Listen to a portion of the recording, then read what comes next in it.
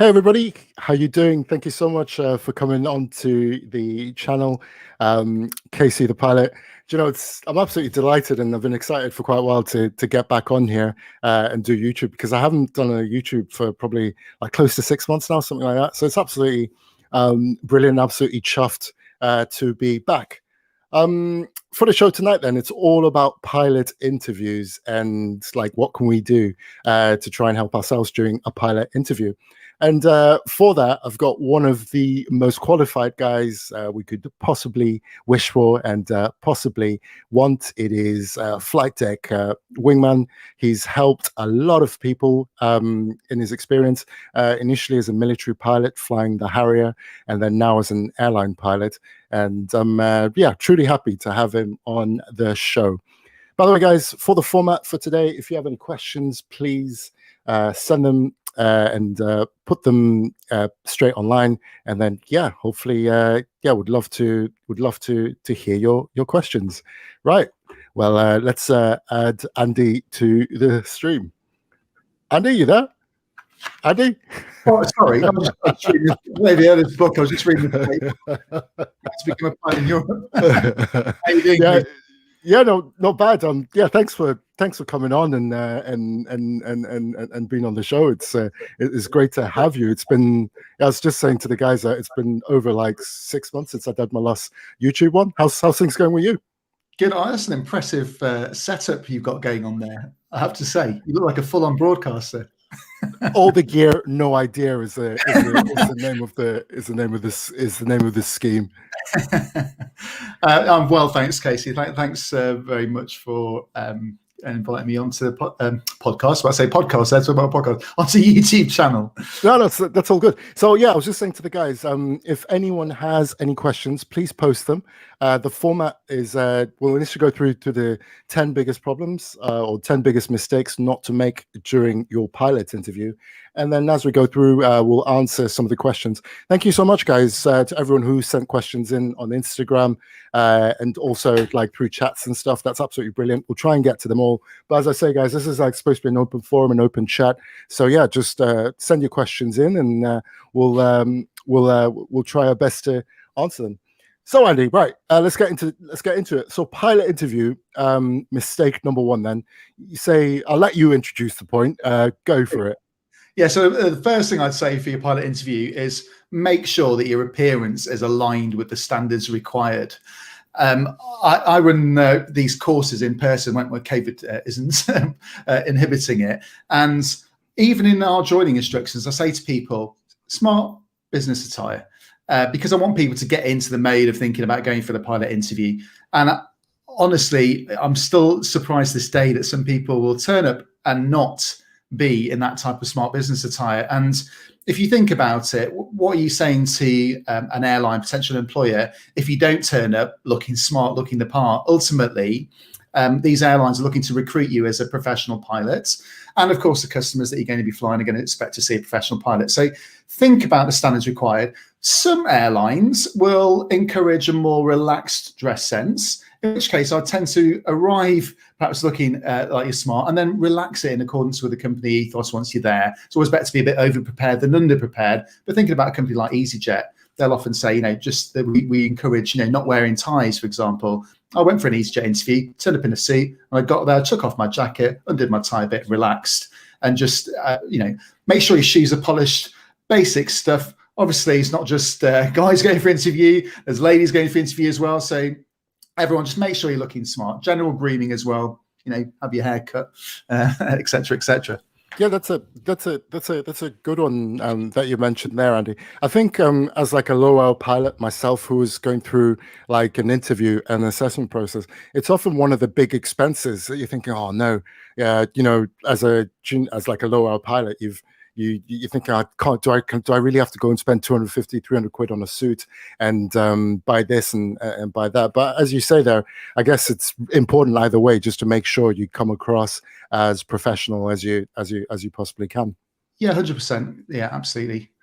So I can head on to the next point then, if you like. So sounds good. The second mistake that people often make at their pilot interview is making inaccurate assumptions about the interview team and their experience. And, this is an industry which really should welcome everybody to the party, which means you could be interviewed by pilots, by non-pilots, by a mixture of pilots and non-pilots, by men, by women, by old people, by younger people, by people who have lots of experience, or people who don't have as much experience. Or less experience than you have. So, experienced pilots out there going to an interview, you might be interviewed by someone who really has a tenth of your aviation experience. So don't make any assumptions about the interview team.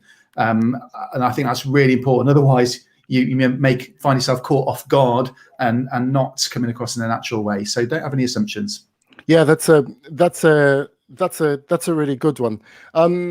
Would you say like this is more prevalent in maybe the less experienced guys, or would you say it's something that you kind of come across with everybody really that you come across? I think, well, one of the things I notice a lot when I'm doing interview coaching, I'd ask people to explain a particular situation they were in or how they might deal with a particular scenario, is that people will still refer to the captain as he or him. Now, clearly, that is not where we're at in the airline world. And so that's an assumption that people make. And they also assume that cabin crew will be female and not male. And of course, so I think people still have this unconscious bias, which we hear spoken about a lot at the moment, and for very good reason. So it's really important to be aware of that. And if you are one of those people that maybe has that unconscious bias, try and become conscious of it, I would say. Yeah, you make a really interesting point on the conscious bias actually, and just kind of like the assumptions that we'll have. I remember during one of my airline assessments, I went to I was doing a group exercise, and one of the people that was interviewing me for like their competency based interview was one of the cabin crew. And as a pilot, you're thinking, oh, well, surely it must be a pilot or it must be HR that interview me. But the truth is, like, that really opened my eyes. And to be totally honest and to be totally frank, I don't think like I've had such a good interview before in terms of how professional the person was and the knowledge and the understanding. So yeah, you make a great point there. Don't just just because you're going for a flight deck interview doesn't mean that it might not be somebody from another side. And I think one of the like really fascinating things, you nail it there, is what would you say that, you know, from the minute you walk through the door you're being interviewed, or does the interview just happen once you get to the into the room? Just your thoughts. I personally use every single moment that I'm in an assessment process to think every point of contact I have right now, just like the real airline world, is an opportunity for somebody to make an assessment of me. I'm not just looking at it from an assessment point of view. It's actually really nice to be nice to people. But certainly I think that this informal assessment of you is certainly something that happens more so in some companies than others, but I would use every single moment from the moment you walk into that building to the moment you've left to think about that. I think when you were speaking about a cabin crew member interviewing you, that's really, really interesting. I haven't been interviewed by a cabin crew member, and I've been for interviews with lots of companies now. And I can tell you that one particular company used an outsourced HR company. A lady interviewed me. She was not a pilot, not a cabin crew, just outsourced HR representative. And certainly her knowledge of pilot stuff was really, really exceptional. And again, you know, I went in and didn't make any assumptions on what her knowledge base might be.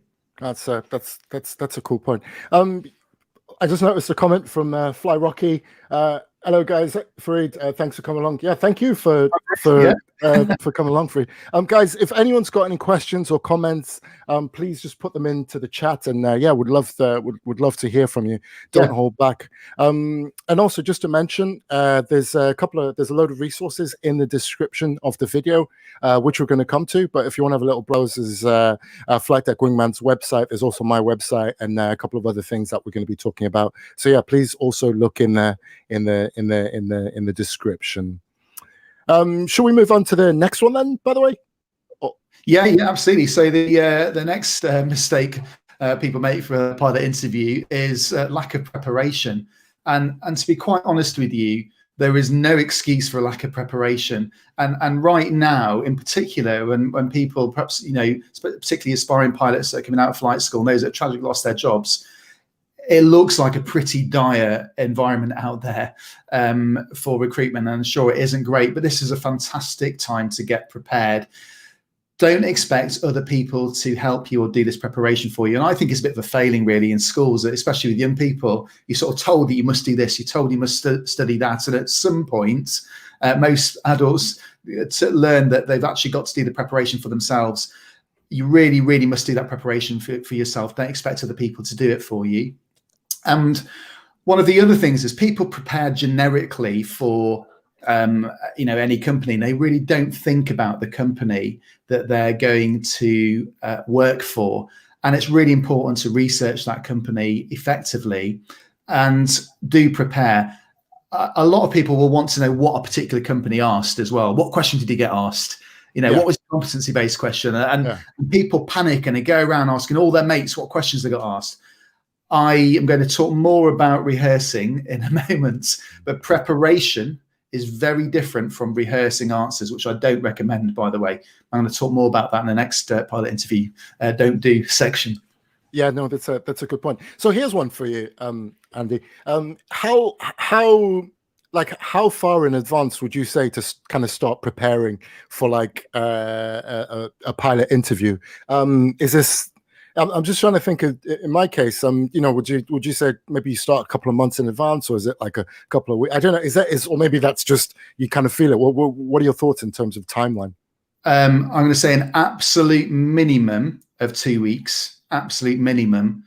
And really, like any skill, interviewing is a skill, and it's a perishable skill. So if you don't practice it and consistently stay in practice, just like flying, you're going to get out of practice. And your skills are going to fade. So I would say absolute minimum 2 weeks. In reality, I wouldn't like to coach somebody. I have done. Now I try and shy away from it. That hasn't given themselves a couple of weeks before the interview process. Yeah. Got you. Now, Andy, we're going to come to this, but should we talk a little bit about some of the help that is available for Flight Deck or through Flight Deck Wingman? I'm just conscious of people who might have other things to do or may want to go. Maybe we can just touch on some of those items now before we continue on to the other problems. Yeah, sure thing. If we're just looking at the pilot interview side of things, then there's a whole bunch of resources we can offer, from something as super simple as our interviewing group exercise ebook, which is a 77 page document. I think you've got it there to share a bit of it.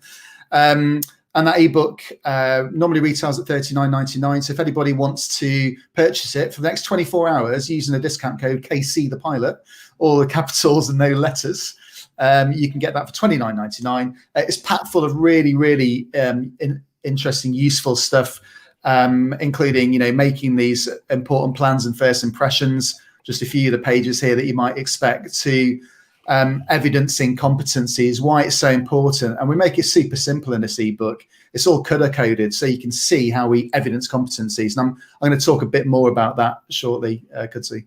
Yeah, no problem at all. Yeah, I just didn't want people who had to shoot off to kind of like miss out. But guys, it's all in the description. There's also Flight Deck Wingman's website, which is again got loads of stuff. Again, go on there to kind of pick out and take what you're there. Actually, Kudzi, if you scroll up to the top for me, for any pilots unemployed that tragically. Just under the top menu bar, if you're able to scroll up, there you go. There's a yellow bar that says supporting pilots in need, just under my logo. And there's a whole load of free resources there, including the opportunity for unemployed pilots to give Flight Deck Wingman a call for free. You can book a slot, go to the Here to Help tab, you can see just above the aeroplane nose, and you can book a free call with me, that page. That's smashing. Yeah, nice one. There's, I think one of the things that I was like particularly conscious of when sort of coming and talking about live streams and talk about flying and so on is just kind of like the difficulties of the industry, and we know it's a tough time for everybody. So yeah, I think the whole point of today was not to like try and paint a rosy picture, to be like, hey guys, everything is beautiful. There's still a lot of hardship going on for myself and also for you with what's going on. So yeah, I think it's just important just to recognize that it's still pretty tough. It's a really tough environment, and there's loads of companies out there offering free support at the moment. And go and take advantage of someone that you can talk to, whether that's me or someone else. If you need someone to talk to, the best thing you can do is reach out and talk to somebody. So make sure you do that. It's a tough time out there. Thinking of everyone. That's magic. So Andrew, let's get back into it. So a couple of good questions coming in. Dion, we'll get to your question. Private Pilot Box, thank you so much for that. Low level pass, great point. And Fly Rocky, yeah, we're going to come to the questions, but we'll go through like the 10 biggest problems, and then we'll come back and I can see all those questions coming in. Would someone be put off at age over 40? I hope not, because I'm 45.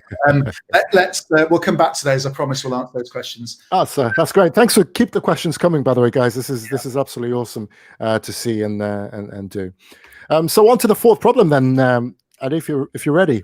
Yeah, so I was alluding to this before. So the next big no-no, as far as Flight Deck Wingman is concerned, on pilot interviews, is rehearsing interview questions. Rehearsing is different from preparation.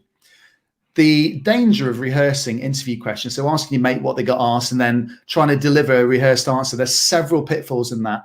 The first one is you might not get asked that question. If you don't, and you try and make your rehearsed answer fit, the chances are you either don't answer their question effectively, or you just don't know how to answer their question because they haven't asked you one that you've rehearsed. It's just impossible to know what you're going to be asked, trust me. The second thing is you'll just sound like a robot. And interviewers want to get to know the real you. So whatever you do, be yourself. Obviously, be on your best behavior, but be yourself. You may also sound like you've been tipped off. And one of the things that I'm super passionate about with Flight Deck Wingman for pilot interviews, and in fact, the whole process, is this strap line which says techniques, not tip-offs. And the whole reason for that is companies and people that say, hey, we're going to tell you exactly what this company asks. It's a load of rubbish from my perspective, because they all want to see the same competencies. So it's far more effective to be super prepared and understand what techniques to employ to answer any question than it is to rehearse questions. That way, you go into an interview feeling super relaxed. No matter what they ask you, you're going to have the techniques to answer that question. If you don't, you like to go into the interview nervous that they're not going to ask you the questions you were hoping they were going to ask you. And that's not a great way to go in. So techniques, not tip-offs. Learn the techniques. Don't rehearse answers. One small caveat, and that is for competency-based questions where you're being asked to deliver a real-life example answer of a real life situation you've been in. So those questions usually start, can you tell us about a time when this happened, or give us an example of this, or have you ever found yourself in a situation? Sorry, Andy. And do you know, I've always been rubbish at those because in a way you kind of feel like you're blowing your own trumpet, and you just don't want to sound, forgive the language, and I hope we don't get barred of you, but you just don't want to sound like an arse, do you? Because you're just so used to just like, particularly in our culture, we're kind of like understating things, aren't we? But sorry, I interrupted. Well, you're absolutely right. And a lot of people feel a bit uncomfortable about selling themselves, but that's what you're there to do.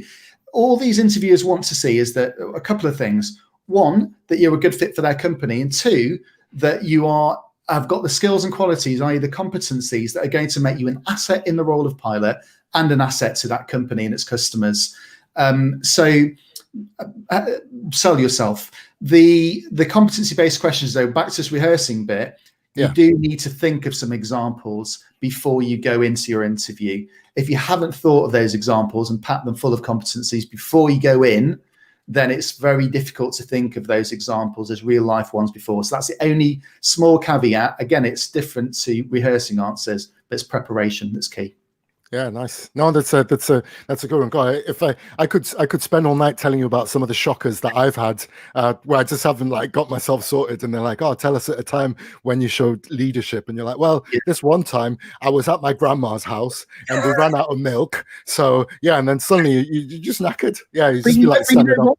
As well, what I get a lot with it, particularly future pilots, so people going for flight school interviews, because this is just relevant for flight school interviews as it is to airline interviews. But a lot of younger people that haven't got as much life experience, not like me and Kudzi, we're over the hill, aren't we now? Oh, nice. I've got a lot of grey hairs, so yeah, I'll always have that head behind you. But a lot of younger people haven't got as much life experience, and I thought, oh, I haven't got all these aviation related examples, and I haven't got these like uber amazing detailed answers. It doesn't matter. Just really try and think to your life, maybe being in the air cadets and some stuff, maybe you're into sailing and that's a great opportunity to talk about leadership, or making a mistake one day which meant you capsized. Whatever it is, there'll be some examples in your life, but have a think of those examples before you go into the interview. That is a great point. Just before we move on to the next question, loads of comments coming in, guys. We're just, for anyone who's just recently. I can also see old mate from university there, Pete as Betsy. Well. Brilliant. Yeah, for the guys who are joining in, don't forget, if you find this useful, don't forget to like the video and also subscribe. I've got both of our Instagram at the top as well. I'll be totally honest, I'm pretty useless at Instagram, but I'm trying to get better at it. So guys, if you're on Instagram, please follow us. That's where I put most of my, I'll call it propaganda, but all my sort of updates and stuff. And it'd be great to keep in touch if you find this useful. And also we've got this banner, and forgive the presentation, it's my first time using this, which has got like Flight Deck Wingman's website and my website as well. So please go on there. And also anyone who's just joined, don't forget to have a look at the description for all the offers and stuff that's available if you need to take anything forward. Right, sales pitch over. We can move back onto things now. Cool.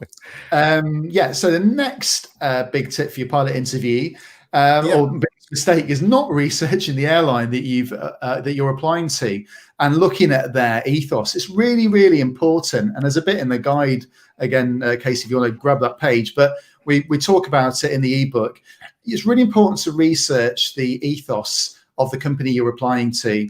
As I said about 5 minutes or so ago, these companies want to know that you're going to have the skills and qualities, the competencies that they're looking for, that are going to make you an asset to them, their customers. But they also want to know that you're a fit for their company. And lots of companies, well, all these airlines are flying people from A to B. So they're all doing exactly the same job, and they differentiate themselves from each other by using different language. And if you go and spend a bit of time looking at the language of an airline, you get a really good idea of what that language is that they use. And not only is it good to try and evidence that language to them, but because it sounds like you're someone who might be a good fit for that company, it also evidences your motivation for the company, because if you've done that research and you know what they stand for, then that really shows that you're motivated to want to work for that company. And the other flip side of it is, you will understand, and I mean, at the moment, so many people looking for work, you take any job, and I understand that entirely. Yeah. Sorry, Andy, to interrupt you. I think, although, fine, the YouTube is like, pilot interviews. I think for a lot of people, myself included, we're having to consider work outside of aviation. And I think a lot of what you're saying is like really good, because it's not just in the aviation context that you can use this kind of stuff. It's for like getting a job outside, doing whatever it is that you're doing. So yeah, no, cracking. Sorry, I'll shut up now. Well, no, Joe, it's a really good point. And actually, on that Here to Help tab on the website for unemployed pilots, I've actually discounted. If you scroll down as career transition services, you can see next to that Here to Help tab at the top under the yellow bar. The career transition services are services for people maybe looking at different careers whilst they wait for the market to recover. And I've discounted the cost of this because it's not pilot specific, but Casey is absolutely right. We can offer that support as well. But it's really important not just to do the research to show that you're a fit for that company. It's also really important because it helps you understand whether that's the right company for you.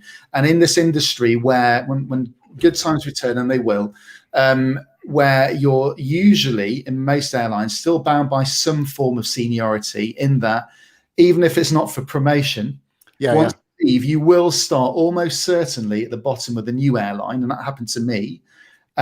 You don't want to end up locked into a company that's not right for you. You just want to enjoy it. No. So really important.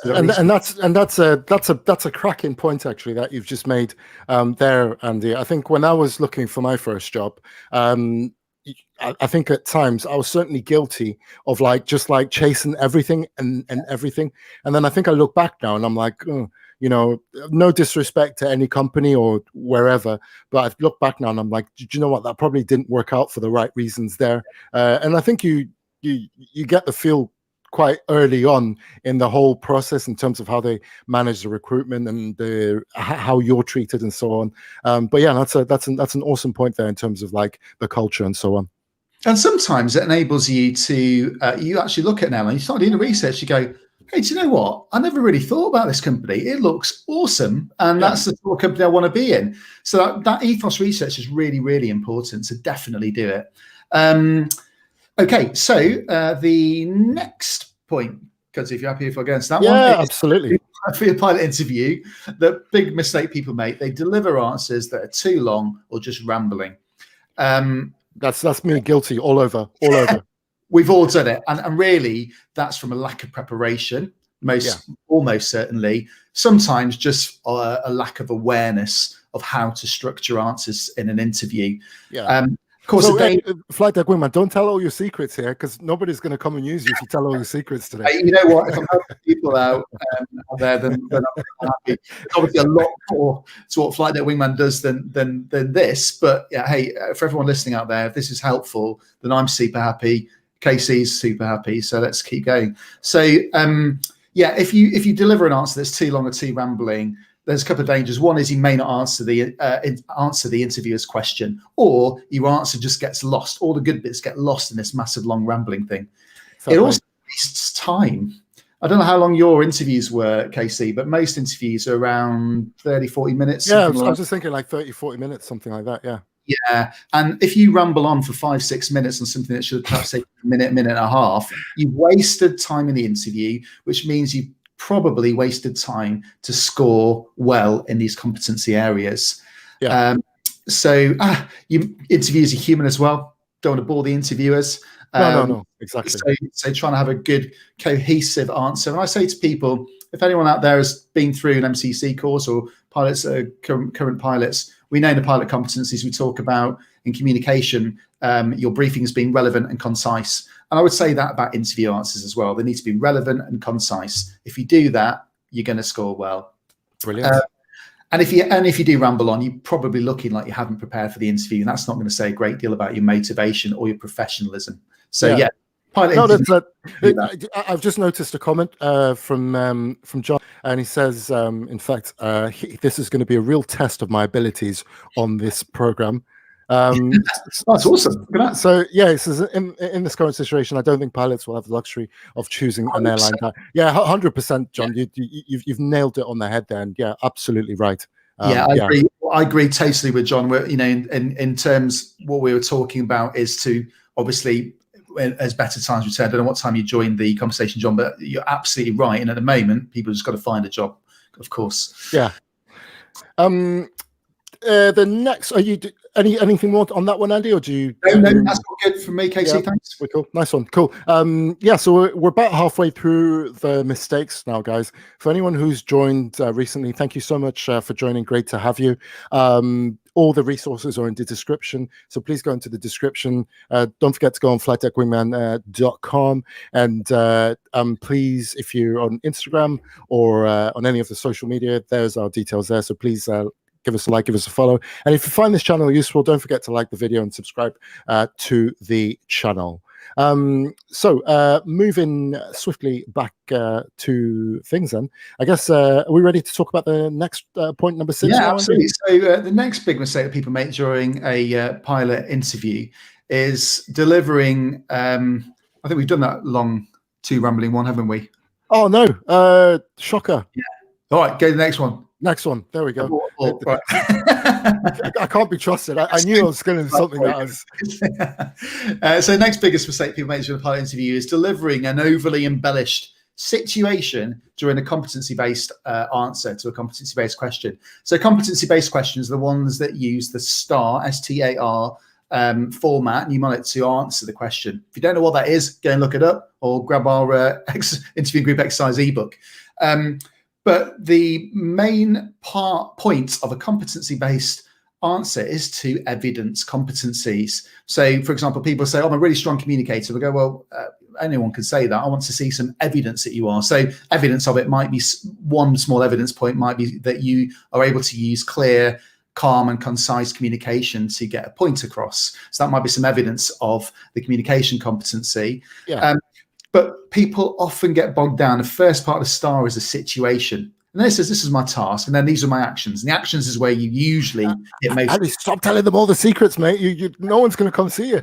They will. They will. We've had, I can tell people listening out there that in 5.5 years, Flight Deck Wingman's had 7 people out of hundreds not get 2 or 3 an interview process. So I'm super confident there's a lot more to it than this.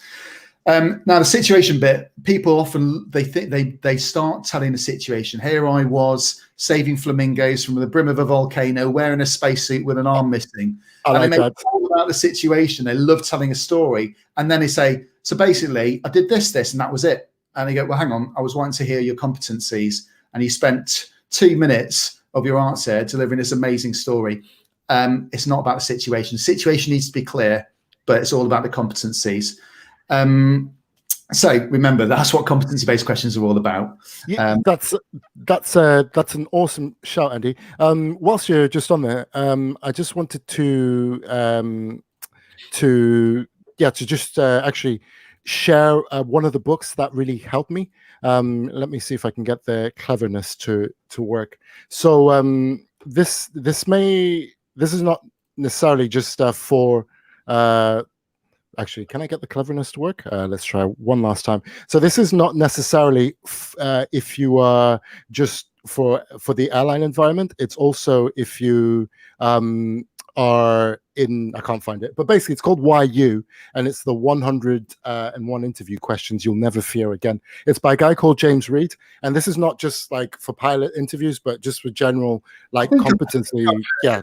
I think I've heard of that book. One of the things you do, if you wouldn't mind going back to that screen share on our ebook, actually, kids, but I think I have heard that book. And you know what? If you can grab more info, whether you buy our ebook or you go and buy 10 books, buy some books, do it, do your research, your party preparation. But as you can see in our ebook here, we say evidencing competencies is the key to success. And what we do is we color code all of the competencies in example questions and example answers throughout the guide. So it's super useful to help with that evidencing of competencies. That's a great shout, and I've just found the book now. So this is Why You. It's on Amazon, and this actually really helped me out all the way through, not just in the airline or pilot interviews, but previously to that when I was job hunting in my former life in the oil and gas industry. Right, I'll stop banging on now. And yeah, no, that's excellent. The more info you can do to help people, the better, as far as I'm concerned. Keep the questions coming in, by the way, everyone, because we'll get to those soon. So. The next biggest part of interview mistake that people make is people just go to pieces when they think they've messed up on an answer and they give up. It's very unlikely that one poor interview answer or you stumbling over your words is going to mean that you failed the interview. So can I just give one of my anecdotes? Please do. Here, so I was actually. It's not. I love what you say about going to pieces when you messed up. So I was actually on a sim check, and I got in. I was just completely nervous, and I just couldn't fly straight and level. Was just all over the place, and I was just like, "This is just an absolute joke." The crunch came when they told me to do a 45-degree turn. Oh my goodness! So like just up and down like a yo-yo, up and down like a yo-yo. But I got myself together after that, and then flew like a perfect, like raw data single engine ILS, and got it in, and got the positive call at the end. So it was just like a small anecdote to share that no matter how bad things are going, just keep going, because you never know how quickly things can turn around. Sorry, Andy, I'll back to you. No, Joe, and that, so whether it's your interview or whether it's your instrument rating test or CPL skills test, that's such good advice. Never give up. When things start to go wrong in the real world on a flight deck, and your work level is going up, your situational awareness is starting to narrow, that's not the time to give up. That's the time to pull on your resources, pull on your experience and go, that's okay, right, that's gone wrong. Let's deal with it and then move on. And I think that's really, really important when it comes to an interview. So don't lose your cool. One of the things that I often say to people is just smile. Because if you smile, A, it helps you relax, and B, other people smile. So we're all human creatures out there, and it's very hard for someone to see someone smile, not to sort of, relax. Interviewers are human too, believe it or not, and they want you to pass the interview. I've only ever had one interview where it was a bit of a cold sort of interview team, and it was a long time ago. This day and age, interview techniques from the interviewers have really moved on. They're all super friendly, so don't give up. If you can't think of an answer, say, hey, I'm really sorry, can't think of an answer right now. Would it be okay to come back to that answer again? And they will, almost certainly, but that's the way to handle it. Don't go to pieces. That's a great point. That's a good one, actually. Yeah, no, smashing. Smashing point. Give it the standby. You say every time, guys. For those on the call, every time I call Andy and he's in the middle of something, I'm like, "Oh, can you send me this?" He's just like, "Standby one," and I'm just like, "All right." Shall we move on to the next one? Yeah, let's do it. Okay, there's loads of questions coming in now, which is awesome. So great stuff. Thank you for those. So the next big mistake people make during a pilot interview is they don't think of anything to ask the interviewers at the end. And it's a really nice... This is always a contentious one, isn't it? Because you're like, how much do I say? How much do I do? How much do I not do? But yeah, go ahead. Well, sorry, have you ever done this? Because what do you say to people in your interview? What would you say to them at the end of it? Well, that's the thing. You hear all sorts of conflicting stuff. But I guess... in terms of my tactic, and by the way, I just want to put a general disclaimer here. Everything that's said on this is my views and Andrew's views, nothing to do with our employers or anything like that. So yeah, this is just purely my view, my personal perspective. But just I think I would ask just like the stuff that I genuinely want to ask about. So it might be like, hey, what is the contract? What is the base? How long do we expect this process to go on for? Something like that. But I don't know what from your sort of position, what kind of things you'd find, Andy. I always like finding out about people. If you think about it, when you go and you meet someone and you're chatting away to them and you ask them loads of questions about themselves, so some real interest in them. Generally, again, it's a bit of a sort of technique. Again, techniques, not tip-offs, but getting to know the interview panel and ask them a little bit about what they enjoy working for that company. Have they got any offers of, guidance for you in the future? So I think really show some interest in the interview panel and don't switch off as well. The end of the interview is still an important part of the interview where even if you're on the buffet, to use a phrase that we all know, and you think, the interviewers might think, I don't know where to put this. I love that, on the buffet. You can tell you're a glider pilot, can't you? Yeah, just hang it on the buffet. Fighter pilot days, to be honest with you. But yeah, so just keep really super positive. Keep displaying that company ethos, because it might be that one little thing that gets you over the line. Smashing. Some absolute amazing question, guys, coming in. So we will keep going. We don't have. There's just one more point now. Big mistake. And then we can get through and jump onto the questions. Are you ready for the next one? Yeah, I'm also. Okay, right, cool. So pilot interviews then. Top 10 mistakes. Go on, Andy. You can hit us with the last one. Last one, I think we spoke about it right at the beginning as well. Be yourself, everyone, whatever you do, because I know you're going to be nervous. Embrace it. You're always going to be nervous. You're going to be nervous for a flight test. You're going to be nervous when you get airborne in really nasty weather. You're going to be nervous for lots of reasons. Your 6-monthly line proficiency check. Embrace the nervousness. Be yourself. The interviewers really, really want to get to know the real you. So that happens from preparation, which means you can go into that interview relaxed. And it going in with a mindset that you're going to be successful. It's really, really hard to put on an act, and most people can't do that anyway. Yeah, it's. I think, as you say there, like to put on an act, it's about building the connection. And if you're pretending, sorry, I interrupted you. No, you're not interrupted. So no, you're absolutely right. I mean, the way that we're chatting now, if you're having an interview this is how I'd want it to go. All right, I'd want to be hearing myself delivering competencies to you and showing why I was a good fit for KC the Pilot's business. But it should be this sort of nice, relaxed, an open discussion. Think about the industry you're joining, everyone. This is the industry you're joining. It's all about that type of mentality. That's my last sort of tip, or things to avoid during a pilot interview. Yeah, pilot interviews. 10 biggest mistakes. Thanks. Yeah, that was really that was really cool to see and to hear. So guys, everyone who's come on, thank you so much for coming on. In case you missed it earlier, please check out flightdeckwingman.com or kcthepilot.com. All the links are in the description.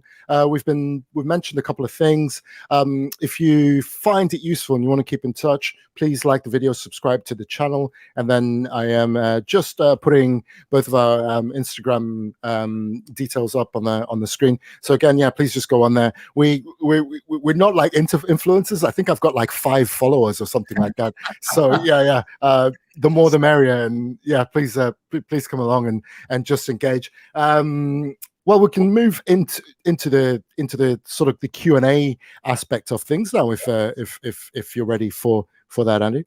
Yeah, and if there's any that you want to grab and then bat any my way that you don't want to answer, then let's go that way. Right, fair play. So question number 1. By the way, thanks so much to everybody that sent questions in on Instagram and Facebook. So we're just going to start with Instagram ones, and then we'll move on to the live ones today. So these are the ones from Instagrams. Pilot aptitude tests. Any tips? Do you want to start on that one, Andy? I'm just going to get Shore Pilot teed up, and we can hopefully share it with the guys. Yeah, 100%. So I've been using and recommending that people go and check out a company called pilotaptitudetest.com, which is a really great place to go and practice pilot aptitude tests. And practice you must, just like you've got to prepare for an interview.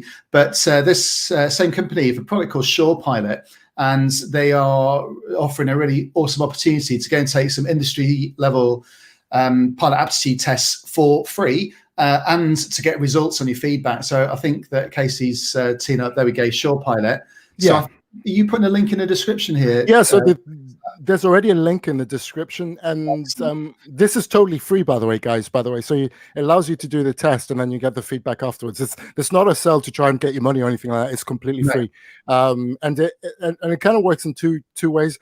So the guys who are developing Shore Pilot need the feedback also from people across the community. So this would just genuinely help them out to try and help them refine the information and so on. Because it's so rare with these sort of tests that you actually know whether you're performing to the standard that you think you should be at to be successful. So this opportunity to get that feedback is really, really awesome. I've done these tests, and I've been through military grade pilot aptitude testing. I've been through aptitude testing for EasyJet, Jet2.com, British Airways. And I can tell you that these are highly representative of the type of test you do. So I encourage people to check out that link, whatever your experience level, whether you're an experienced pilot or a low hours pilot, and go and practice those tests and tell your mates about it as well, because it's a great opportunity. I don't think they're going to be free forever, obviously, so use the opportunity while you can. Yeah, that's absolutely awesome. The really cool thing about being like the host is I get to like tune out and have swigs of my coffee and tea. I've got a whiskey around the corner. I'm on the water at the moment. No, that's fair play. Yeah, thanks for sending in that question. The next one is not knowing what they'll ask. So I guess this is a little bit of the fear of like, kind of like, oh, what curveballs are going to hit me onto there. Can I just start with this one, Andrew? Then you can add to it. So I think from kind of like my experience, and by the way, guys, I don't know it all. I'm just like a relative newbie in the industry. Roughly 2 years of flying under my belt from after a former life. But I think like the big one on this one for me that helped me a lot was just the confidence and the solid prep.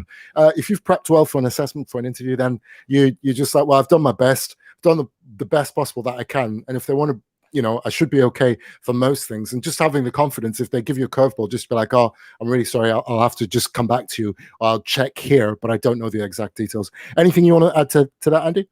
Yeah, being prepared. That's what it's all about. And again, back to my mantra: techniques, not tip-offs. If you know the techniques, to answer any question that's thrown at you, and that's what we specialize in training. You do not need to worry one bit about what they're going to ask, because you will know how to answer the question.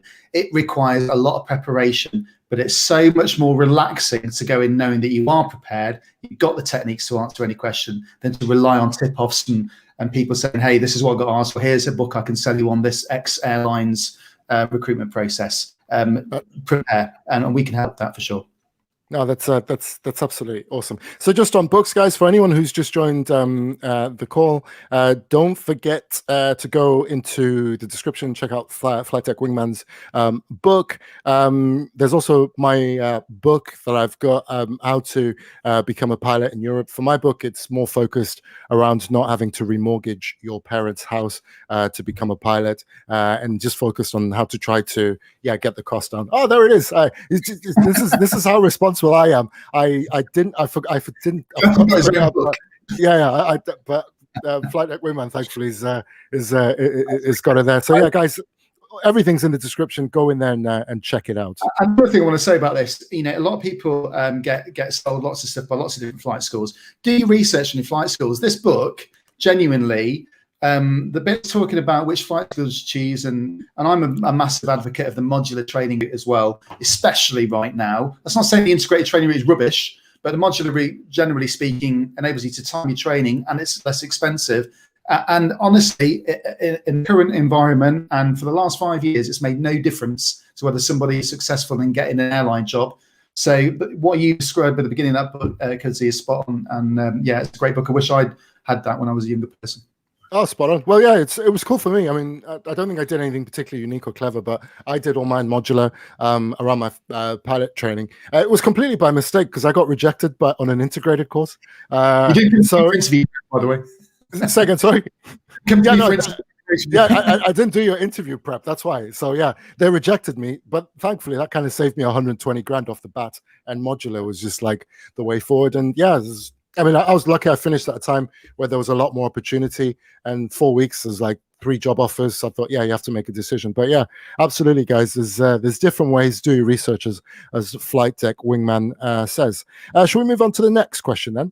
Yeah, let's do it. Cool. So the next one is how to deal with technical questions I may not be able to answer. So we kind of skirted a little bit on this, and for that, if you don't know the answer, just put your hand up and just say, I'm sorry, I don't know. I think I'm not an interviewer myself, but I can imagine that will probably be one of the first things that winds an interviewer up, is trying to just come up with some complete rubbish. Well, yeah, and also, there's two sides to this. If you can't answer a technical question, which really, as a professional pilot, you should know the answer to, then there's an issue there. And again, it goes back to preparation. If you have not done the preparation and they ask you a basic question that you should know the answer to, and I know that there's lots of aspiring pilots, future pilots, or those that just come out of flight training think, hey, I did all the ATPL knowledge, I hit the question banks, I dumped it all. No, it's amazing rather how much information you use from ATPL knowledge in real life. Some of the more obscure things like angles between and tracks between stereographic charts, for sure. You're not going to ask something like that. But if you don't know what a two-stage de-icing process is, or what the zero fuel weight is, or how to calculate the landing mass from the makeup of the takeoff mass, zero fuel weight, fuel burn, etc., then you're probably going to become unstuck in an interview. So make sure you. What is zero fuel weight? I'm joking. Exactly. And that might be a basic question that you're asked. And some interviews will be very heavy on tech stuff. If you're type rated, they almost certainly will be. Don't assume, because you're applying to an airline, that the interviewers are only going to ask you about the types that the airline flies you previously didn't fly. So, for example, you're applying to a 320 operator and you previously flew the 737. Don't assume that you'll be fine because they don't fly the 737. That interviewer may have flown the 737 and they could bring it fastball. Hey, tell me about the hydraulic systems on the 737 then. Now, if you don't know your aircraft type, or if it's a DA42, even, what does that say about your professionalism? So you must stay on top of your tech knowledge and head out, get together with some groups, get together with people, go through your past papers, your practice papers and stuff, get together in a little group, do it online, chat about stuff, but do your research on your tech stuff for sure. Oh, amazing. Yeah, nice one. Well, moving on to the next question then. How to address questions about the real reason you want to fly for a particular airline. Guys, on this one, I think it's just honesty, you know. Sometimes it's you're doing yourself a great favor by not getting a job also, because if your heart's not in it, it's a lot of time and investment you have to make. And even outside of the aviation industry, you spend a lot of time at work, and if it's not what you want to do, then yeah, just go and find something else doing. Even if you know the money's a lot less or whatever, you'll be a lot happier at the end of the day. Guys, please keep the questions coming in. We are going to get to them, but yeah, thank you so much to everyone who sent questions in so far across all the different forums. Yeah, and you've got to be honest, like Casey says, because if you're not, the interviewers will smell it a mile off. And that's why doing that research on the ethos of that company, what they really stand for, is so important. There are techniques, again, to do that research, but it's really, really important. And if you do it, you also start to believe it as well, and actually may realize, actually, I didn't know that about this company. Now that's an awesome reason for me wanting to work for them. You know, right now, people know that pilots are out of work or they've been made redundant. There's nothing wrong with going and saying, you know, I don't have a job, but these are all the awesome things about your company and the reasons I want to work for you. And even if they ask you, you know, have you applied to another airline? Be honest. Yeah, of course I have. I mean, I'm a professional pilot. I've got £100,000 worth of debt, but I really want to work for your airline for these reasons, and this is what I'm going to do for you. Yeah, that's a cracking point there. That's brilliant. Yeah, I totally agree with that. Nothing more to add on that one. Do you want to stick? Should we move on to the next question? Yeah, let's go for it. How long have we got left? We're coming up to about 50 minutes. So yeah, a couple more questions, and then yeah, I think that's looking good. My timekeeping's shocking, by the way, and yeah.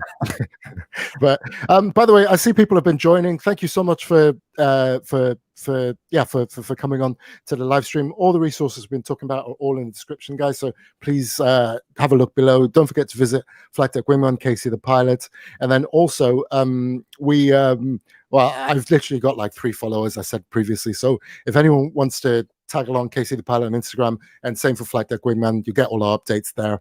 So yeah, please do so. So moving on to the next question, and this is the last of the Instagram ones that I had, is what to do when you don't have enough experience or show a strong case on certain questions asked. Do you want to start with that one, Nelly? I think it's likely that you're going to be asked a question where your experience level wouldn't be able to answer that question. So if I was interviewing somebody of low hours experience, I'm not going to ask them a question that is would require an answer that would be of someone with far greater experience, or I'm going to expect an answer that perhaps isn't as full an answer and as in-depth as a more experienced pilot should be able to deliver. So that doesn't mean you shouldn't need a preparation again, but I wouldn't worry too much about that. Provided you prepared and thought of real life examples from your life to answer the competency-based questions, you'll be fine. Smashing. Nice one. Yeah, thank you so much to everyone who sent questions in on Instagram. We'll start with the questions now on the live stream. So the first one, this is from Dion. Been chatting with Dion for some time. Alongside airline pilots, is ATC a good career? To be honest, I think with how bad things are in the industry right now, I think yeah, absolutely. You take everything and anything that you can get. I was out walking with a friend earlier today, and we were just like, well, do you know? I know we want the romance of like being able to go back flying full time, or for unfortunately those out of work to be able to go straight back. But, and this is just my own individual view, not my company or anybody's like that, but I think it's probably going to be like this for maybe even 18, 24, 36 months, where okay, we'll probably get back to doing a bit, but I don't think we're going to ever getting back to seeing full rosters and getting loads of hours in for quite a while. Yeah. So and again, I don't want anyone to break any procedures or rules with who they work for, but it might be genuinely the thing to start to figure out an alternative career path that can give you something. And this is one of the things. So for the guys who are new coming into the airline industry, I said at the start, this is not about, oh, let's all go become pilots, fancy schmancy, everything's beautiful. The truth of the matter is it's a really tough industry to get into. The guys who are finding work right now are probably going to be on part-time contracts like myself are. More in the summer, less in the winter. So you're gonna need extra skills to be able to fall back on when things don't necessarily work out for you. So yeah, that's for that one, Dion. Great point. I should say becoming an air traffic controller is a super demanding role. Those men and women that control aircraft are top of the game. They are unbelievably good at what they do, and to get in to train as an air traffic controller is a super tough selection process. Smashing. The next one is from my good buddy, Private Pilot Vlogs. By the way, guys, you need to go check out Private Pilot Vlogs channel on YouTube. It's really cool. He's got some awesome trips in general aviation. Please support GA. He flies all over the place. Got some great videos on there. It's cool. But anyway, his question is, would an airline be put off with someone over 40 applying for the first job? Do you want to take that one, Andy? Yeah, absolutely not. No, I've seen no between somebody's age and them getting a job, apart from it being illegal to discriminate against somebody based on age. What these airlines are interested in is, are you going to be an asset to that company in that role as a pilot? So if you're over 40, you bring a whole bunch of other experience, albeit you're not going to give them any more than 25 years time age, but a whole bunch of other experience that is hugely valuable. So no, it wouldn't be something that would put them off. So I mean, I think if you're thinking about becoming a commercial pilot at age 55 and you've not started flying training yet, and you know it's going to take 2 or 3 years to go through flying training, that's only going to give you 8 years. Hey, do you know what? You still might go and get a job somewhere. Do you know, the flying instructor who taught me PPL had been a bank manager, retired, and then became a flying instructor. And yeah, it's brilliant, absolutely brilliant. 100%. So no, the answer to that question in short is no. Smashing. So this is from Farid. I think we covered this one talking about aptitude testing, but anyone who's joined the call joined the live stream later, thank you so much for coming on. The descriptions inside the descriptions is a link for Short Pilot for aptitude testing and to have a go. So yeah, please do. Another comment from Mad About Aviation. Hey, how are we doing? Good to see you. That sounds like a Mancunian from Manchester, like Mad About Aviation. I love it. He's got the best. He's going through his ATPLs and he's got the best like home sim I've ever seen. Honestly, it's better than like. Yeah, I think he's followed mine on Instagram as well. So yeah. Are you Mancunian? Let me know, because my home, I love Manchester. Sorry, diverging. No problem. Yeah. Hey, thanks for the comment. You notice I keep that one on for as long as possible, just for everyone to see. No, cheers, guys. Also, if there's anything that's kind of helpful or that you guys would like to see in future, then please shout, and then we'll try to put that on. Another great question from Charlotte. Hey Charlotte, thanks for coming on. What is your best advice for people wanting to apply but can't afford to do pilot training? Do you want me to I think the best place to answer this, because you had a different career before you got into flying training, so maybe talk about your journey. Yeah, spot on. Well, Charlotte, just so I don't put everyone to sleep straight away, I had my first flight when I was 14 years old. In the Air Cadets, completely free. And the first time I flew the 737 was just before my 34th birthday, which is 20 years after my first flight.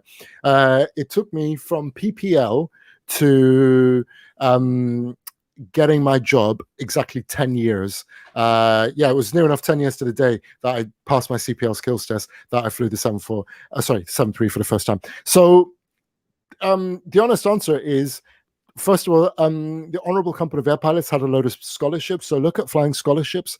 If you're young enough, and with that, the Air League, if you're young enough, check out the Air Cadets. You can get free flying from them, but not just flying for the Air Cadets, but there's a load of other stuff you pick up, leadership, teamwork, problem-solving skills through the Adventure Cups. Get involved in that. And then once you get into working life, I think now, for me, the only way I could make it work was work for nearly 12 years to save up, build up the cash, and then from there I then went on. It's just one of those. But the cool thing is, it's you learn a lot during that process. And for myself, without being sort of blowing my own trumpet, I think you certainly arrive in a much more rounded position and can deal with challenges a lot better than than maybe someone who perhaps had less life experience. And the other thing also, which is really important right now, is you need to have a backup plan. If you're lucky enough to have a job, good for you, amazing, but it's most likely not going to be full-time. So you're going to need another way of generating income, whatever it is, being a plumber, being a doctor, being a driver, whatever it is, but you need to have something else. Anything you want to add on that, Andy? Yeah, absolutely. I mean, you're an inspiration. I also, if some people out there will have probably heard of my podcast for Flying Out Loud, but I interviewed another YouTuber, plain old Ben, about his journey. It's called Waiter to Wings. So go check out the podcast for Flying Out Loud and listen to Ben's episode, because it's a really inspirational story of how he started off as a flying, not joining the Air Force, becoming a waiter, and then various other jobs that got into his career and what happened. So go and check that out. But really, you don't have to have a big wad of cash right now that you can put down. In fact, it's probably not a great plan right now. So take your time, find some work, and just do it bit by bit via the modular route. Yeah, smashing. No, nice one. Moving on to the next question now from David. Hello, besides good ATPL results, what are some practical real-world experience and skills that I could go out and add to my CV? Really big one, and this is one that I allude to in my book, is go and have a look at the ICAO competencies. I think there's 8 of them, and the only 2 which are related to to the actual flying bit is aircraft flight path management manual, aircraft flight path management automatic. I've just put my book up again just to talk about some of the things that you can do in your earlier life, in the earlier career, to build up some of those competencies. So leadership, teamwork, problem solving, time management, organization, prioritization, all those sort of things. And you can do that outside the flight deck. In fact, most of it happens outside the flight deck. And I say in the book, don't expect like all these skills to randomly appear a week before your assessment for that dream job you've been going for, because it's not going to happen. It's stuff you've got to be working on years and years, and way back when. Anything you want to add on that one, Andrew? Yeah, just get stuck into things which helps develop those competencies that Casey's talking about. So I'm a massive passionate glider pilot. Gliding is a fantastic way to get into aviation, B, learn all the skills you need as a pilot, and C, generate some of these key skills. Other things like sailing, being part of the Air Cadets, anything, get involved with a lot of people, doing something which requires teamwork, which will bring out all the other competencies like communication skills, like flexibility, like dependability, loads of other key skills. So yeah, just go and get stuck into as many of those sorts of activities as you can. Mega.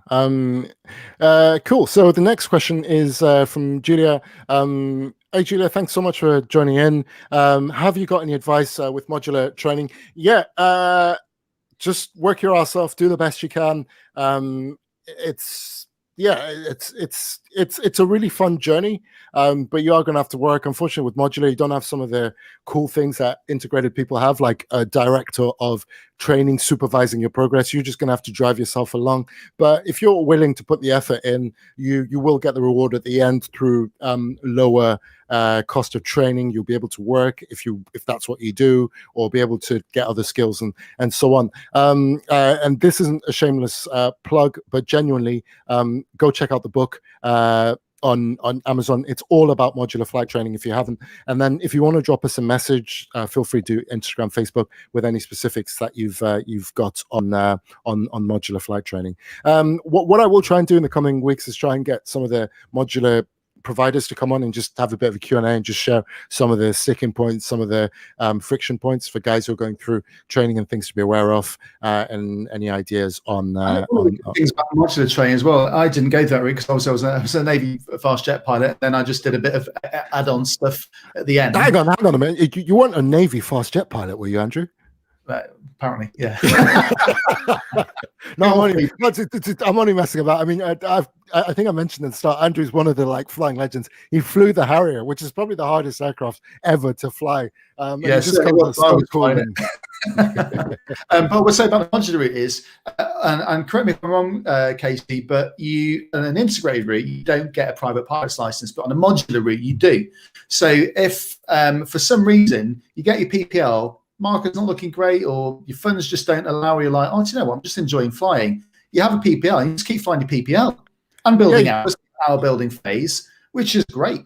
So I train by the modular route, but that's not to say the integrated route doesn't have a place. It does for some people, but yeah, for me, it'd be modular. Just to stop me being sued by a load of flight organizations, some integrated courses are integrated, but they basically follow the modular profile. So you still go through and do all the stages as you would PPL, our building, CPL in that sequence. It's not all of them, but the majority, some integrated programs don't give you. And that's the cool thing of modular. You kind of cash your money as you go. So as Andy said, at any point, you just break off and go. So cool. Moving on to the next question then, it's from Joe. I feel like my ATPL knowledge has become quite rusty. Would you recommend, what would your recommendation be to get the knowledge up to scratch for the technical part of the interview? I'm hogging all the questions and answers here. Right, fine. I'll keep hogging them. Feel free to jump in at any point, Andrew. So on this one, this is, Joe, you make a good point, and a lot of people are going to be suffering from it. Including guys who are probably flying, have got jobs, but they're just not doing that much flying right now. I'm just trying to think of the functional way of doing this. I think the best thing that you can do would be to try and find a way that's not just reading textbooks, because let's face it, that's crap and nobody ever does that. But maybe to try and apply it. So maybe speak to people like the question bank providers, the flight training organizations, and see if you can maybe tutor others, because that will force you to get back into the books, and also might allow you to earn a bit of cash on the side to keep things going. Joe, I don't know anything you want to add, Andy? Yeah, get together with your mates. You could do this via Zoom now. You can have 20, 30 people in a room and just say, well, I'm going to look at one particular topic this week, and I'm going to ask you some questions, do a bit of training around it. What I've learned, my research, and then next week other mates say that. That's the sort of stuff you're going to do on type ratings for those that haven't been through type ratings yet. And it's the stuff that goes on throughout your entire career. So just use the opportunity now to do that, but definitely stay on top of your ATPL knowledge 100%. No, nice one. So this one from David: are there any practicals to add whilst in training to help me at interview stage? So yeah, I think I already mentioned it. It's if you have a look at the ICAO pilot competencies, that's the big one. So A competencies on there. Outside of flight training, outside of the flight deck, organization, prioritizing, problem solving, teamwork, all those things that we spoke about. Absolutely, get those on. And the great thing is you don't have to be in the flight deck to do that. Cheers for that pilot aptitude test. By the way, go check them out, guys. I use them for my assessment prep. Hi, John. I'd like to ask you, how much of an impact can ATPL exam average make during an interview? It just depends. Things have changed a lot from just in the 12 months alone. One thing I would say is at the low-hour pilot jobs, at normal times, is ridiculously competitive. I don't know what the number of low-hour pilots there are to individual jobs, but it is huge. So for the ATPL exam average, look, what I often say is you are trying to build a picture that you're not going to be a training risk, and to kind of highlight that you're not going to be a training risk. One of the best things you can do for yourself is to try and get through your ATPLs and get through all your training with a clean bit of health. Fine, one or two here and there, it's not a problem, nobody cares. But if you're going to arrive with 6, 7 retakes and you're using maximum sittings and so on, then you're probably going to make things hard for yourself. Just on that point, the end all and be all is not airline flying. There's a lot of other flying that you can do that doesn't necessarily involve getting into an airline and so on and so forth. Now, I wouldn't like detract that or stop looking at those avenues of flying. Yeah, I'm saying to especially future pilots, aspiring pilots, those who've just got the licenses at the moment, do not have a laser beam approach to the airlines. Left and right of arc, all these other awesome jobs. I've seen one. There's a sponsorship opportunity at the moment for Seaplane Hong Kong, which is on the pilot opportunity site page of my website. There's it might be going. I hear people going and doing parachute dropping. Flying safari flights around South Africa. I put one on my Facebook page recently. This guy flying this approach to this remote hilltop. It was insane. Have you seen it? It's an incredible kind of. It's proper flying that, not magenta line with LNAV and VNAV. Honestly, I'd love to go and do that. So in terms of the answers to this question about ATPL exam average, some airlines will stipulate a minimum average results across their ATPL exams. The most recent one I can think of that's sadly, tragically, no longer in existence was Flybe, where they asked for an 85% average. So do as well as you can. In reality, it doesn't make a big difference. I've not seen any huge difference. And if you're having multiple resets, there's probably a bit of a sign there that either you're not working hard or this isn't the right career for you. But I've never seen that, to be honest with you. So don't worry too much about it, but do as well as you can. Yeah, for sure. Awesome. Just for anyone who's joined late, don't forget to like the video, subscribe to the channel, and give Flight Deck Wingman and I a follow on our Instagram and other social medias. I'll just put them up on the screen now because we literally have 2 followers, and it'll be really nice to have people other than our mum and grandma following us on Instagram. So yeah, guys, that'll be absolutely awesome. So continuing with the comments. There's quite a few coming in, so we'll just zip a little bit faster through them. Most of the companies ask for a recommendation letter to specify your progress in terms of repeats. Yeah, so Mark, that's a good point. I can't specify.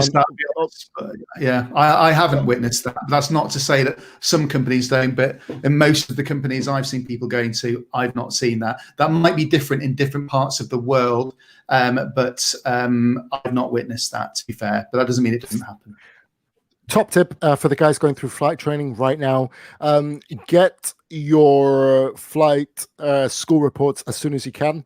When I did my IR, the flight school went bust 4 weeks after I'd finished my instrument rating. It's not because my flying was so poor that, I'd ruined all the aircraft. But, unfortunately, businesses, particularly in the times that we are, go to the wall, and what you don't want is for your flight training records to be stuck there, because that will probably be, you'll need that for future employment. So get them as you go along, put them safe, and so on. Guys, just a small comment here. It's really nice to see girls coming on and aspiring to do this. It's just too there's a friend of mine listened to your podcast, Andy, and they told me that they'd in how many 10 years of flying, you'd only flown with how many women in the flight deck? It's really hopelessly low, isn't it? Less than 10 in 15 years, and less than 3 black pilots in 15 years. I'm a massive, passionate supporter of getting more minority pilot groups into aviation. I do know how difficult it is, and I'm educating myself around the challenges that people face. And I did that podcast with 4 amazing female aviators from Phoenix, Arizona, and from an awesome community that's Women in Aviation International. The podcast is called For Flying Out Loud, and the episode was called Women in Aviation International, Redraw the Balance. So I'd encourage you to go and listen to that, whether you're a guy or a girl. Go and listen to this, because I think some really important messages in that podcast. Cool. I will get that added to the description, guys. So yeah, that will be there before too long. So Holly, sorry, we sidetracked. Thank you for all the tips and advice. No problem. You're both. Oh, cheers. Thank you. Nice one. Pilot aptitude test. No problem. You can send us the payment later. No, we're joking. Yeah. Cool. What was that book called again? So we're going to go through all the books now. The first one, is How to Become a Pilot in Europe. There's a link in the description, guys. And this just basically goes through all the steps, so you're not having to remortgage your parents' house to get into yeah, to become a pilot. I'm really against that. Yeah, so go in there, and I just talk about like how you can go through it at a fraction of the cost. I said at the start of the stream, for those of you that have joined, one of the best things that ever happened to me was to be rejected from an integrated course, because I saved myself 120 grand straight off the bat, and then like going that down the modular route, I think I probably did it in half that cost. So yeah, that's my book, How to Become a Pilot in Europe. Link description, link on Amazon. And then the other book, most important one, is Flight Deck Wingman's. Andrew, over to you. Yeah, so this ebook, and I'm offering a discount for the next 24 hours with the discount code kcthepilot, all in capital letters. This interviewing group exercise guide, this is just a few pages from it that I've chosen to bring into this discussion today. It's actually 77 pages long. It's full of a whole bunch of really, really useful info. So head to the flightdeckwingman.com website, look under the services tab, and you'll see interview and group exercise ebook for purchase there. So head on there, grab that for $29.99 for the next 24 hours. Nice one. Cool. So next question is from Andy. Will interviews ask questions about jobs you had leading up to the interview? For example, I work in the NHS. What's the ratio between flying? Great stream. Thanks so much. Thanks for coming. If you like it, don't forget to like the video, subscribe to the channel, and please follow us on Instagram. We have like 3 followers each. So yeah, that would be just super awesome if you could. Do you want to start on this question, Andy? Yeah, I could say that one. So cool. It depends on the experience level, really. If you're an experienced pilot, then they're not going to expect you to come up with answers that are, pretty low level and non-aviation related. They're probably going to want experienced answers. And in fact, particularly on the competency-based question side of things, there might be a time where you made a professional mistake. That might be one level of it. Then they may, for more experienced pilots, say, tell me about a time on the approach in the flight deck where you made a professional mistake. And that really drills down into the old crikey. So, but if you're less experienced or lower hours pilot, it's absolutely fine if you haven't got an aviation-based example to find another example, provided it's packed full of competencies and crucially evidence in those competencies. So I hope that answers that question for Andy. Yeah, spot on. Thanks for that, Andy. Whilst Andy is, this question was well mentioned.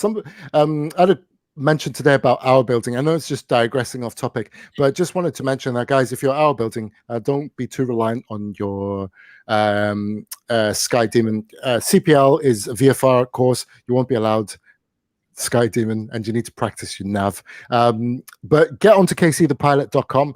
There's like a whole section on hour building, and you can have a look on it.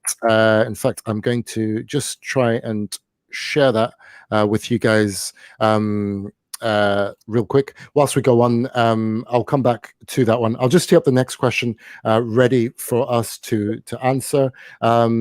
Which is, I'm just finding is, so yeah, that's a good point from Mark. Interviewers try to hire future captains. Bear that in mind. 100%. Yeah, no problem. And then, Julia, have you got any advice for someone who's currently cabin crew and going through modular training? So this is a shameless self-plug. Are you ready for this, Julia? I hope you're sitting down for how much I've teed this up. So you want to go on kcthepilot.com, and I've got just like reams and reams of stuff on there for flight training, all the different topics that you've got. And I would also truly, like, not just trying to sell you something, but go on the book, and that will give you like all the advice that I went through to get to where I got to, without trying to sound like I've made it. I haven't made it. I'll know when I've made it in life when I've got wooden coat hangers in my closet, and I don't have them yet. So yeah, Julia, I think that's what I would say on that one. The big one though, and this is probably like 90% of it, is just keep going, don't give up, and keep dreaming. Not in the sense of, yeah, it's never going to happen, but just keep believing. I said earlier, it took me 20 years for my first flight to flying the 737 for the first time. You will do it in much quicker time than that. It's really tough times for us and everyone here, for sure, but it won't last forever. How long it lasts for, I'm not entirely sure. Anything you want to add to that, Andrew? Yeah, I think anyone out there, if you've got any future pilots listening out, or just like Julia, going through modular training at the moment, just stick it out. If you head on and listen to the first episode of For Flying Out Loud, my podcast, you'll hear about the journey that I had to achieving my ultimate dream, and it wasn't an easy one for various reasons. So go and check out that episode 1 of For Flying Out Loud, and hopefully it'll help inspire a few people. I need to make a list of all the stuff I need to update. So we need to get the podcast in the description, Angie. Podcast needs to go in the description. Right, cool. Yeah, spot on. Thanks for that, Julia. And then Charlotte, I was neck of that too. Oh, so sorry to hear that. Yeah, it's just been an absolutely brutal time for everybody. Not just for pilots, this is for everyone in the aviation industry, 100%. Just absolutely brutal. And thank you so much. If you've got any questions, just send us a question on Instagram, Facebook, YouTube, whatever, and I'll try and help you out as much as we can. So David, hey, do you have any thought on Wings Alliance? Do you know what, just as a rule of thumb, we're going to try and avoid like mentioning any specific organizations and so on. I just haven't done the research on them. I can't mention them. I'm sure they're great. I don't know what the question, like what you're trying to get to, but maybe take that one offline, and then just depending on what it is, just give us a shout. I did use a couple of Wings Alliance organizations, PPL at Raven Air, they were brilliant, but I don't know what. Shout us offline for that one. This is one. Nice one. So you've had a go. Well, that was quick on the short pilot. Nailed it. I recommend it on Instagram. Oh, not today. Those tests they're really, I found them tough. I was like, crikey, here I am, having done all this flying. I've been flying 28 years now. I've got about 14,000 hours, something ridiculous, can't remember. And I was like, God, these are tough. Am I even a pilot? But actually, the results were surprisingly accurate in terms of my experience competency. So I would highly recommend going take those tests while they're free, no matter what your experience level. That is amazing. Sonny, I'm not sure we're going to be able to answer this question here because if we did, I think we'd probably be really rich people. What are your guys' prediction of pilot recruitment market post COVID-19 vaccinations taking place this year? No idea, mate. I don't want to lie to you and pretend like, it's going to be beautiful, it's going to be great. I don't know, but I equally don't want to spout some rubbish saying, it's horrid, you're wasting it. No, the truth, I don't think anybody truly knows. No one knows. I think if you would wind the clock back 3 years ago and someone started flying trains to finish in 2 years, they finished before the pandemic and they got a job in a really buoyant recruitment market, they go, I timed that really well. If you started training a year after that, 2 years ago, and finish your training now, into this awful situation. So no one really knows, and I think it would be unrealistic to say what's going to happen and not wise to do that.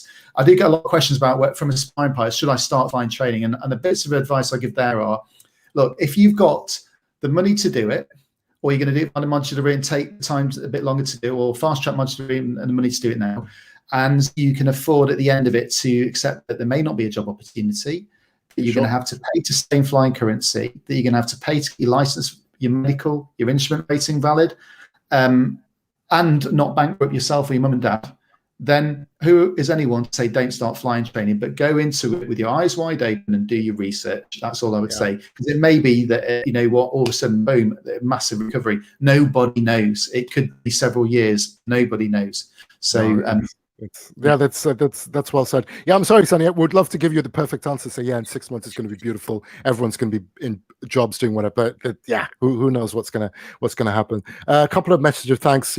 Cheers, guys, for coming and supporting. If you find this useful, don't forget to like, subscribe, and follow us on the different platforms, and also check out the descriptions for all of that. Coming up towards the end now, so what part-time study options are available? There's absolutely loads. I don't want to palm you off, but I'll just say, just go and do your research, depending on what you're looking for. I did my ATPLs part-time distance learning, took me around 8 months around my full-time job. Absolutely, there's loads and loads of options on there. And the last question is from Dion. What time is too long for completion of PPL. No such thing, Dion. Just take your time and do whatever works best for. I do want to say though, I had a record the other day. The last episode of the podcast, I interviewed a guy called Mag Sarafi. He was the one that flew one of the last ever jumbo jets for BA into the Landor livery one. Really cool, really nice guy. Oh, and that's my favorite livery as well, the Landor one. Yeah, really nice. And I watched him land this thing into Dunsfold a few weeks ago. He completed his PPL back in 1994, I think it was, in 3 weeks from start to finish, including all the ground exams. I think that record. So I'd definitely say go and check out the podcast, listen to it, because there's loads of other really cool stuff. It's a great episode. And mental 3 weeks for a PPL. Yeah. It doesn't matter how it tastes, enjoy it. Hey, and flying's something to be enjoyed as well, Yeah.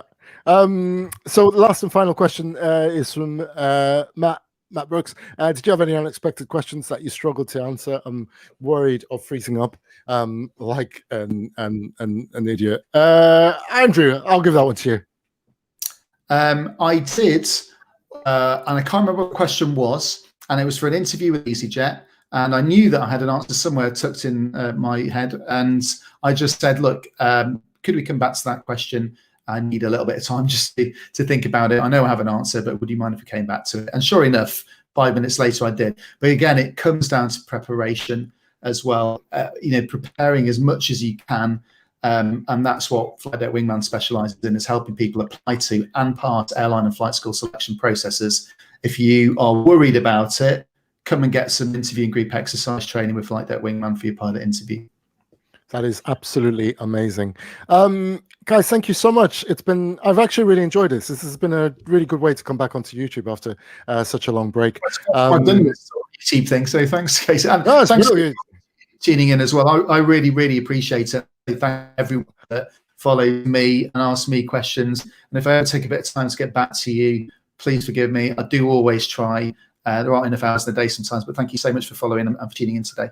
Yeah, that's spot on. So guys, don't forget, if you found this useful, don't forget to like the video, subscribe to the channel. I'm just going to put our links back. Please give us a follow on social media. Everything that we've spoken about is inside the description. So please go on there and absolutely just follow, sign on, get what you need. If you've got any questions about this or anything else, just reach out to us anytime. Would absolutely love to hear from you guys. So it's been great talking about pilot interviews and all the things you should do.